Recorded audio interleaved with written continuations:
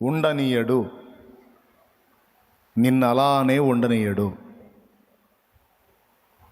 నువ్వు ఏ పరిస్థితుల్లో ఉన్నా నిన్ను అలానే ఉండనీయడు.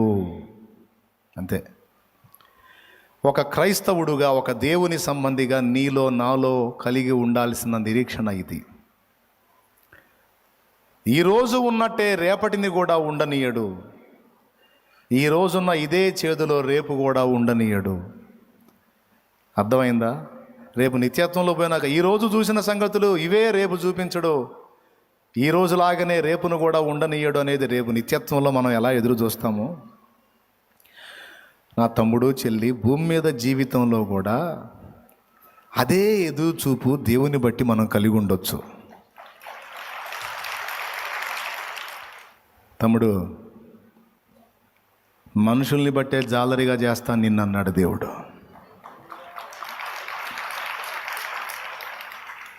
ఈ లోక సంబంధమైన సంపాదన అనే మందలు కాదు, నువ్వు మందలుగా ఆత్మల్ని సమకూర్చాల్సిన రోజులు రాబోతున్నాయి. ముందు మందలుగా ఆత్మలను రక్షణలోనికి నడిపించాల్సిన రోజులు రాబోతున్నాయి.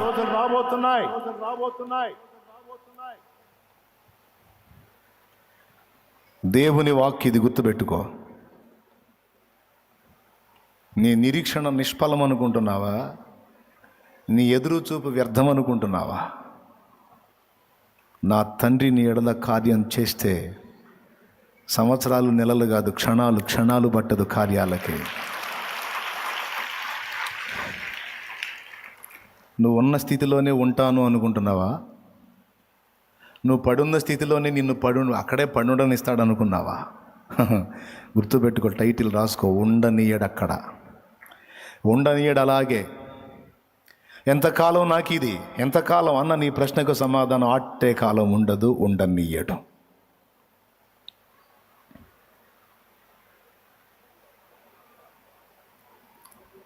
ముప్పై 38 సంవత్సరాలు జబ్బు రోగంతో పడున్నాడు ఒకడు, ఉండనిచ్చాడు అక్కడే. వాడప్పటికి బహుకాలము నుండి ఆ స్థితిలో ఉన్నాడని ఎరిగి, ఇదిగో నీవు స్వస్థపడగోరుచున్నావా అని పలకరించి మరి వాడిని బాగు చేసి పంపించాడు.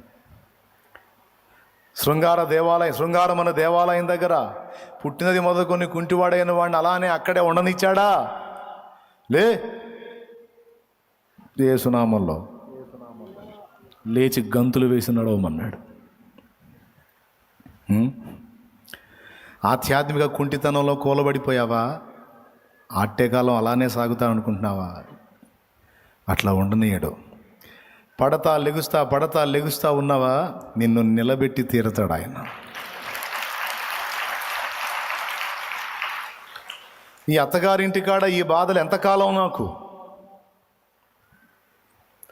ఎంతకాలం ఈ అవమానాలు, ఈ తిరస్కారాలు? దేవా, నీ కార్యం కోసం ఎదురు చూస్తున్నాను. యెహోవా, నీ కార్యముల కొరకు నిరీక్షణతో ఎదురు చూస్తున్నా. యెషయా అంటాడు, యెహోవా కొరకు ఎదురు చూచువారు నూతన బలం పొందుతారు. క్రొత్త కార్యాలు చూస్తారు, క్రొత్త బలాన్ని కూడా పొందుతారు. ఎవరెవరు ఏ స్థితిలో పడున్నారో ఒక్కటే మాట ఈరోజు దేవుడు చెప్పమన్న మాట. నేను ఈ స్థితిలో పడున్నాను, నా గతి ఏంది అని అడిగిన వారికి ఒక్క ముక్క చెప్పవా ఈరోజు అన్నాడు. అది చెబుతున్నా. ఏంటంటే, నువ్వు ఏ స్థితిని గూర్చి వాపోతున్నావో ఆ స్థితిలో నిన్ను అక్కడే ఉండనియను అని ఆయన మాట్లాడుతున్నాడు. నీ ఇష్టం.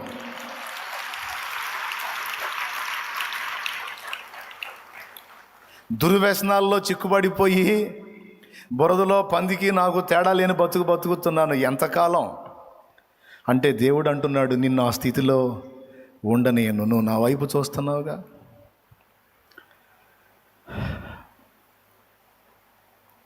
నీ వల్ల కాదని ఎరిగి నా కోసం చూస్తున్నావుగా.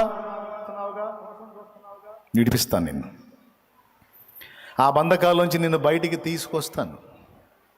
దీనికి బైబిల్లో ఎన్ని ఆధారాలు. బబులోను చెరలోనే తన బిడ్డలను వదిలేశాడా? అక్కడే ఉండనిచ్చాడా? తెచ్చాడుగా. ఐగుప్తు చెరలోనే ఉండనిచ్చాడా? తెచ్చాడుగా. జైల్లోనే యోసేపును మ్రగ్గనిచ్చాడా? తెచ్చాడుగా. చెప్పు, ఎవరిని గురించి చెబుతావు? ఎక్కడోళ్ళని అక్కడే వదిలేశాడా? ఒక కొలికి తెచ్చాడా? చెప్పండి. నిన్ను దేడు మరి. నువ్వు ఈరోజు అనుభవిస్తూ ఆక్రోశిస్తున్న పరిస్థితుల్లోనే నిన్ను ఉండనిస్తాడా? ఉండనీయడుగాక ఉండనీయడు. ఈ మొక్కే చెప్పమన్నాడు. నా జనులు ఇక ఎన్నడూ సిగ్గుపడరంటివే. లేమిలో, దరిద్రతలో, అప్పుల్లో పీకల దాకా మునిగున్నాను. ఇంతేనా? శుభవార్త, అందులో నిన్ను ఉండనీయను అంటున్నాడు ఆయన. దీర్ఘకాలిక రోగంలో పడి ఇక్కడ కొట్టుకుంటా ఉన్నాను. ఏమిటి సంగతి? ఆయన నీతో మాట్లాడు. నీవు ఇప్పటికే బహుకాలము నుండి ఆ స్థితిలో పడి ఉన్నావని ఆయన ఎరుగును. ఇదిగో ఆయన నిన్ను లేవనెత్తబోతున్నానని చెప్పమన్నాడు.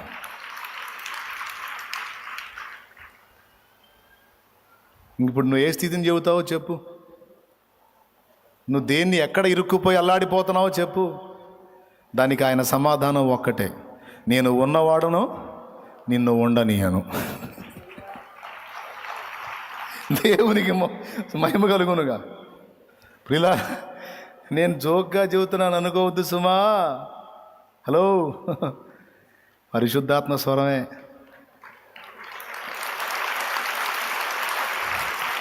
వెతుకుతూ ఉన్నావా విడుదల దారే కనరాక?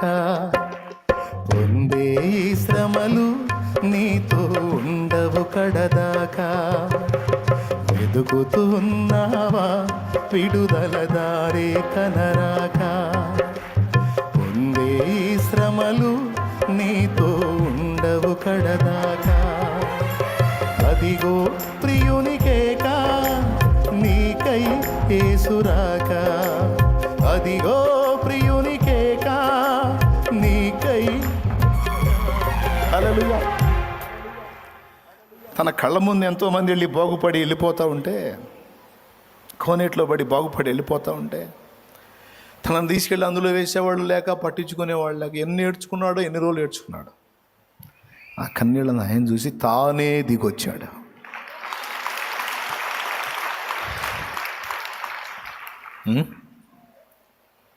స్తోత్రం. మోషే, నా ప్రజలకు ఇశ్రాయేలీయుల మొర్ర నిజముగా నా యొద్దకు చేరి ఉన్నది. ఇశ్రాయేలీయుల మొర చేరిందా? మోషే మొర చేరిందా? మోషే ఎవరు? ఇశ్రాయేలీయుడే. అటుపక్క వాళ్ళ మొర్రతో పాటు ఇటుపక్క మోషే మొర్ర.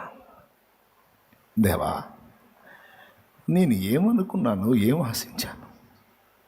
సింహాసనాన్ని వదిలిపెట్టానే, రాజ్యం వద్దనుకున్నానే, ఫరో రాజు కుమారుడు తర్వాత సీట్ ఎక్కేవాడిని వద్దనుకున్నానే, నా ప్రజల్ని బయటికి తేవాలనుకున్నానే. ఏమిటి నాకు ఈ పరిస్థితి? ఎంతకాలం నాకు ఈ బాధ? ఇంత కృప పొంది ఇన్ని త్యాగాలు చేసి గొర్రెలు కాసుకోవటానిక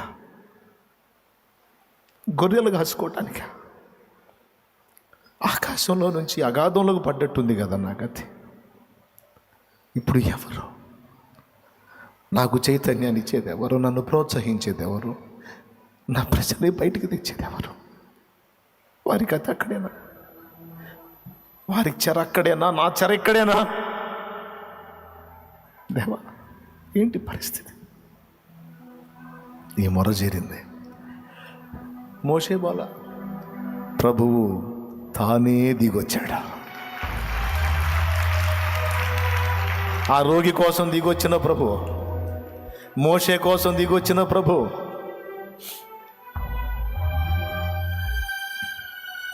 బర్తిలోమయి కోసం నడిచొచ్చిన ప్రభు, రక్తస్రావం గల స్త్రీ జబ్బుతో ఉన్న ఆమె దగ్గరికి అందుబాటులోకి వచ్చిన నా యేసయ్య నిన్ను దాటిపోతాడా? నో, నువ్వు కాదు, తానే నీ వద్దకు దిగి వస్తాడు. గుర్తుపెట్టుకో. నిన్ను కాదు, తానే నీ కొరకు దిగొస్తాడు. నువ్వు ఎదుర్కొంటున్న స్థితిగతుల విషయమై నీకు తోడై ఉండే ఖచ్చితంగా నేను విడిపిస్తాడు.